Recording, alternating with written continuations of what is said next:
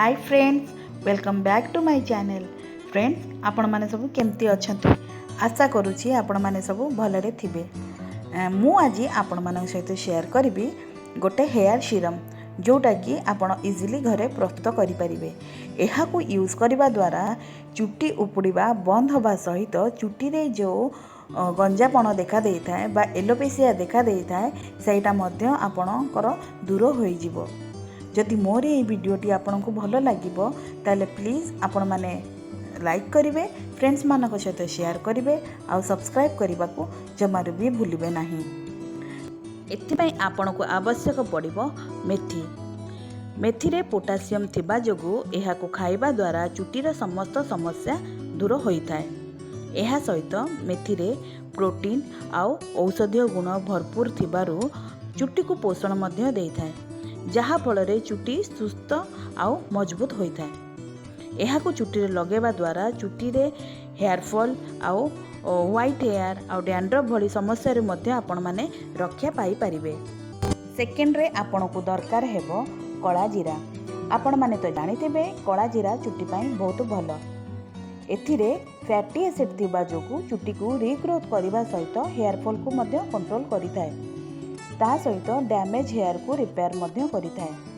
चुट्टी को कंडीशनिंग भी करिथाय। 2 चम्मच मेथी दाना सहित गोटे चम्मच कला जीरा नेबे, ताको भल भाबरे ग्राइंडिंग करी गोटे पाउडर प्रस्तुत करिवे। गोटे कप पानी रे एही पाउडर को मिक्स करिकी आपण ताको गोटे पात्र रे नेकी ताको फुटेबे मीडियम रु लो फ्लेम पर्यंत।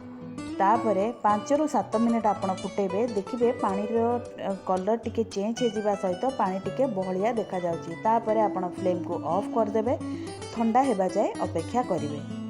तापरे गोटे कपड़ा साहाय्य रे आपण एहा को छाणी की गोटे बोतल रे स्टोर करिकी रखिबे। एहा को आपण फ्रिज रे स्टोर करी रखि परिबे 5 रु 7 दिन पर्यंत। ठीक शैम्पू करिवार 10 रु 15 मिनिट पूर्व आपण एहा को स्काल्प रे स्प्रे करिवे। 10-15 मिनिट छाड़ी देबे। तापरे आपण चुट्टी को शैम्पू करिवे, तापरे कंडीशनर करिवे।